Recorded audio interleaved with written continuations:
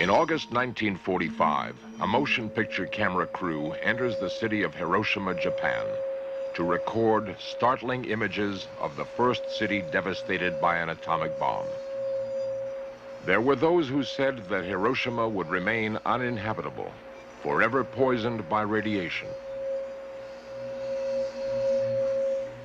and that those who were exposed to the bomb would all be dead within 3 years. What has become of the Hiroshima survivors?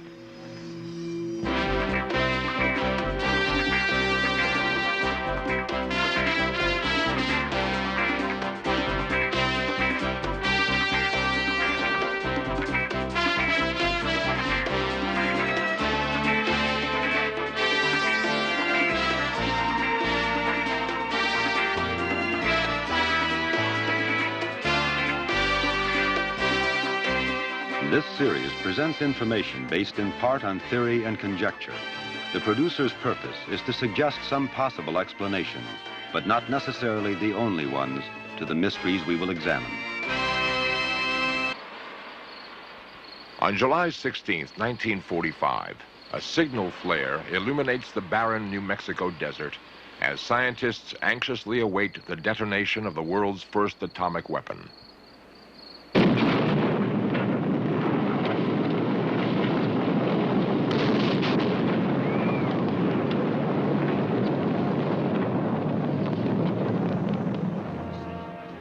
For President Truman, the inevitable dilemma: should the weapon be used against Japan? Believing that it will bring a speedy end to World War II and the savings of millions of lives, the president issues the order: drop the bomb.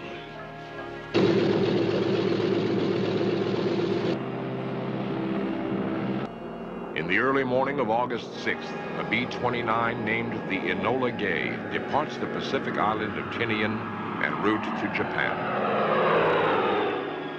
Her payload, a single 5-ton bomb nicknamed Little Boy.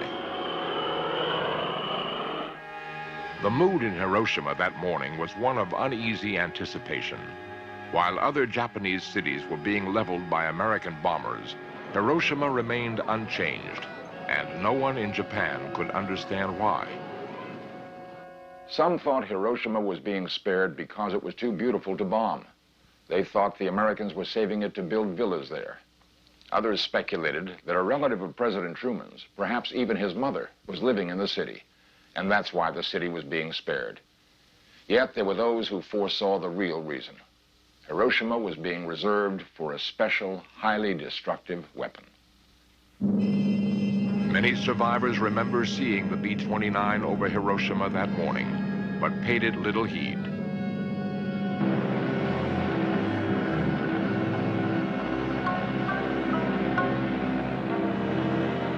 And few could see a small, shiny object falling from the plane. Kaz Suishi was an American of Japanese descent living in Hiroshima at the time of the bomb.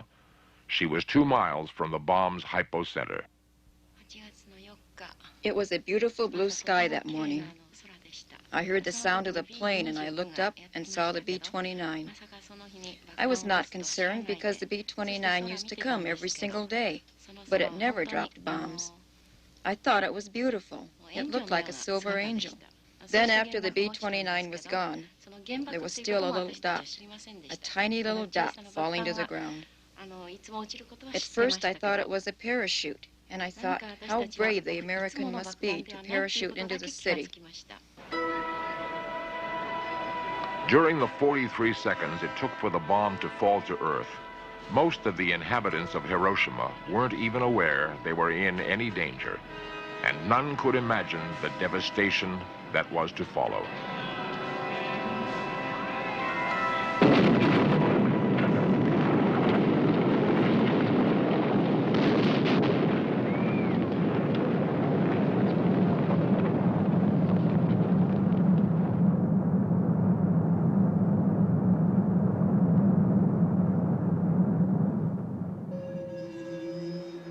In an instant, the city of Hiroshima, Japan, was obliterated. metal fused with stone, sand turned to glass. It was as if the sun had come in contact with the earth. Every structure within a 2-mile radius of the bomb's hypocenter was destroyed.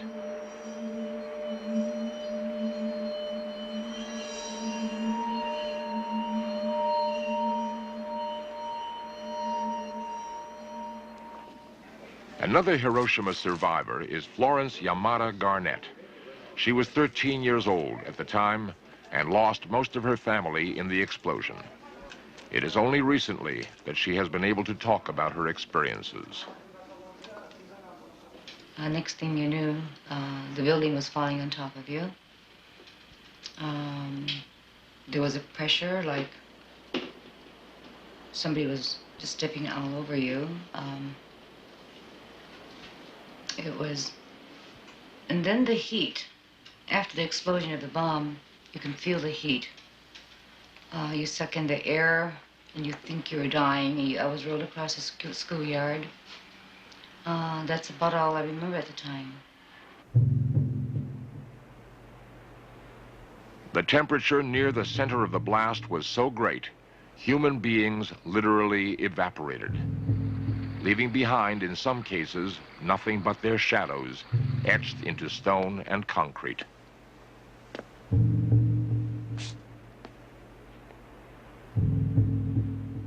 No one is certain how many were killed in the blast.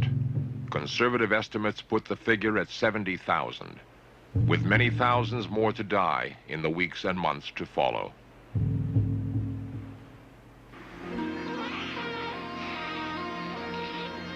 Within days, medical personnel attempt to treat the tens of thousands of seriously injured. Severe burns and mutilations are so numerous, medical facilities so primitive, that most of the severely injured have little chance at all for survival.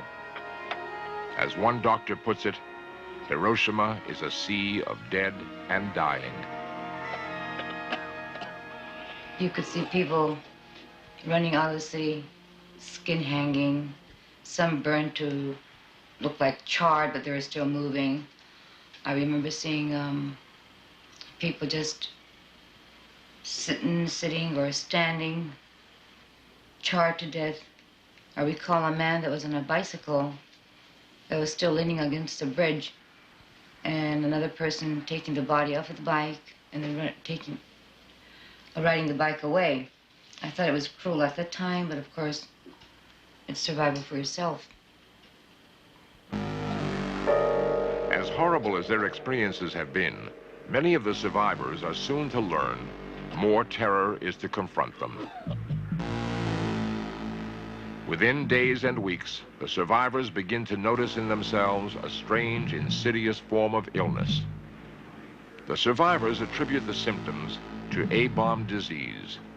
They are actually the effects of acute atomic radiation, never experienced before.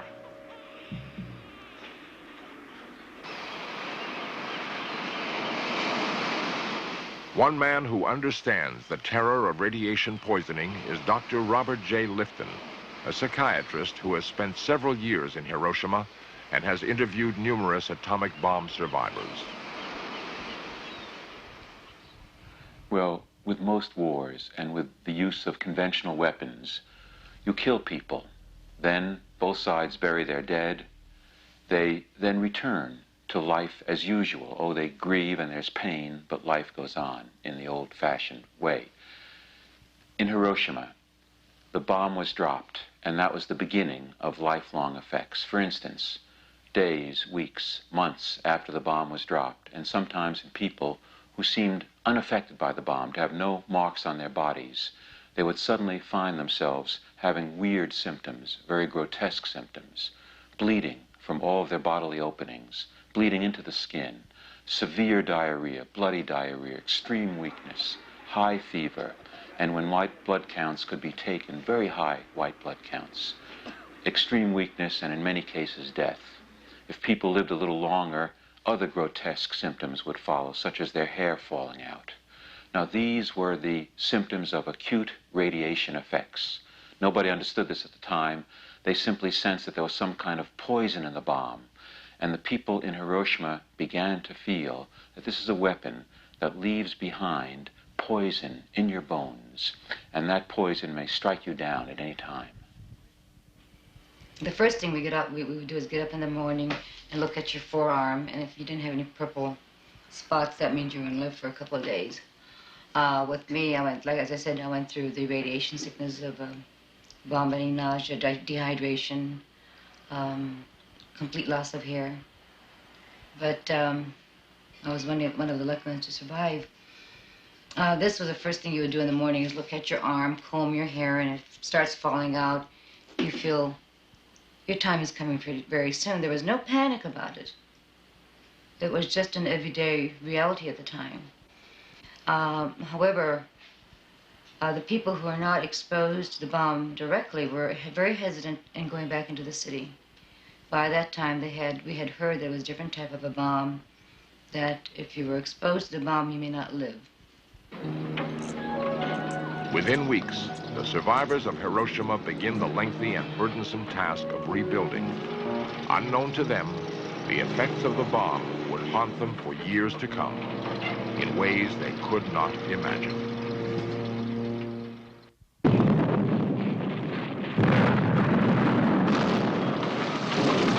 When an atomic bomb explodes, it produces heat, light, and blast effects. In addition, there is the emission of invisible rays of atomic matter that bombard everything within the blast area. These invisible rays, referred to as radiation, have the capability of penetrating the human body. In small doses, certain types of radiation, like that used frequently in medical diagnosis, is believed to be harmless. But in massive amounts, like that experienced at Hiroshima, the results can be deadly. Penetrating the human body, radiation strikes deep within the cells our bodies are made of. When a damaged cell reproduces itself, instead of dividing to produce a new healthy cell, it manufactures an identically damaged cell. This type of growth, which frequently takes years to surface, leads to the disease we call cancer. Scientists had been aware of the harmful effects of radiation for some time and wanted to determine how much of it had been received in Hiroshima. Human bone fragments, one of the materials that best retains radiation, were collected at various locations in the city for analysis later. The early findings revealed that a large amount of highly toxic beta and gamma radiation had been dispersed throughout the city at the time of the explosion. What effect this would have on the Hiroshima survivors was still unknown. All that was certain was that many of the survivors, even those who seemed unscathed by the bomb, were carrying within their bodies the potential for great harm that would not reveal itself for years to come. Dr. Stuart Finch has recently concluded a 34-year investigation into the delayed effects of radiation exposure. Major findings early were the occurrence of increased cataracts in the lenses of the eyes, and then the increased occurrence of leukemia, which in the heavily exposed population reached a peak rate of about 40 times the normal rate. Concomitantly, there's been an increased rise in cancer rates in Hiroshima, particularly cancer of the stomach, cancer of the thyroid, cancer of the lung, breast cancer, and most recently the occurrence of multiple myeloma, which is a form of bone cancer. I think it is safe to say that there has been a definite relationship established between the occurrence of exposure in these survivors and the occurrence of cancer. The effects of radiation can remain hidden for generations. When sex cells are radiated, the victims may remain in perfect health, but pass on genetic damage to their offspring. When hundreds of exposed women who were pregnant at the time of the explosion gave birth to defective children, it created widespread fears of permanent genetic damage. But the damage suffered by children in the womb was the result of direct exposure to radiation. not genetic inheritance. Nonetheless, fears of genetic damage continued for years until Hiroshima had been rebuilt and thousands of healthy children were born to Hiroshima survivors. Today, most authorities conclude that the genetic threat from radiation in Hiroshima is much smaller than previously believed. One man who thinks differently is Dr. Gerald Hirsch of the Wadsworth Medical Center in Los Angeles. The most recent studies indicate little or few long-term genetic effects for radiation. One recent study indicated that only one child out of 12,000 children of radiation-exposed Japanese had a mutation. However, several years ago, we developed a test that we thought would pick up a majority of mutations. The test uses just an ounce of blood and involves the purification of the oxygen-carrying protein of red cells. Many of the radiation-exposed people had an abnormal value in this test. These data indicate that the mutation rate for radiation may be much higher than we previously thought, perhaps as much as 1,000 times higher. If Dr. Hirsch's findings are correct, it would mean that seemingly healthy children could be carrying genetic damage that might not reveal itself for generations. We're not sure, though, how many of the mutations measured by this test will have bad effects in future generations. A single bomb devastated a city and left its survivors with lifelong suffering. How deep are the scars of Hiroshima? Nuclear weapons are radically different from ordinary bombs. If you compare, for instance, the destruction of Tokyo to that of Hiroshima and Nagasaki, well, Tokyo was completely destroyed. More people were killed in Tokyo than were killed in Hiroshima or Nagasaki. But it took thousands of bombs, over hours of saturation bombing to do that to Tokyo. In Hiroshima, a single bomb dropped from a single plane destroyed an entire city. Now that created in survivors in Hiroshima the sense of a sudden and absolute shift from normal existence to an overwhelming encounter with death.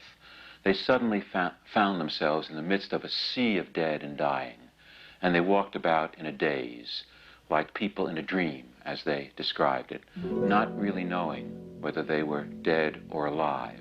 Now, one imagines that in the midst of disaster, people are panic-stricken, running around, screaming. That's not the way it was in Hiroshima. Rather, they walked around quietly, as in a silent movie, very muted, very still.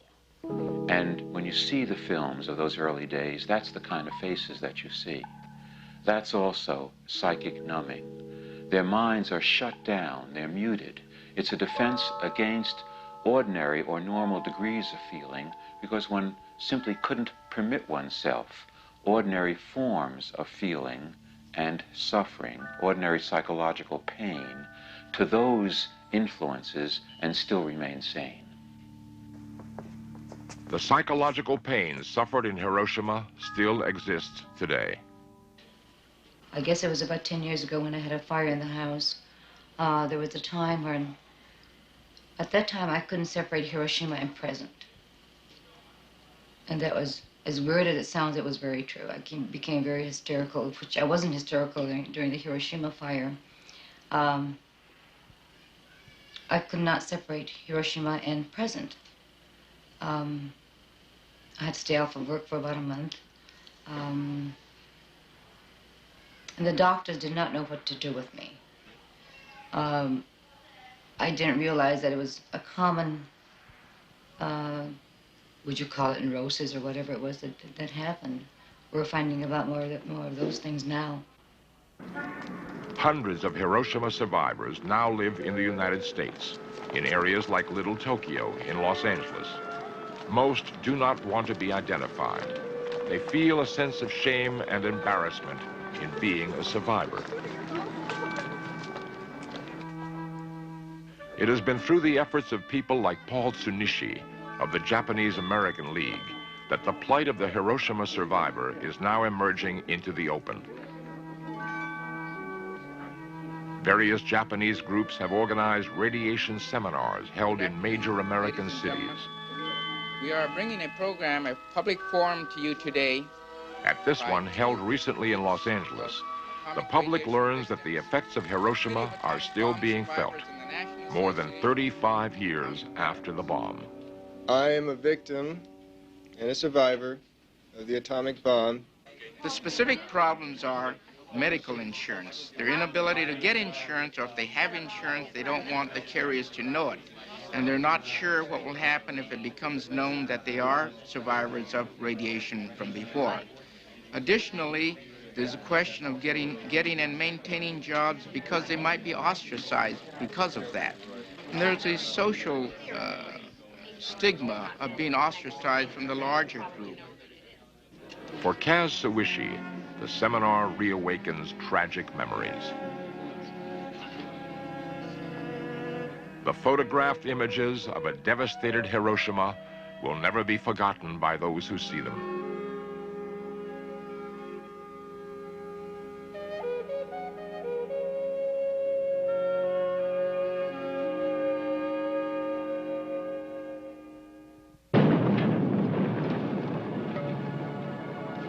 In a matter of seconds, a city was destroyed. Yet its legacy may last forever, perhaps making all of us Hiroshima survivors. If a bomb were dropped today, there would be no outside world, nobody there to help. There would be no recovery.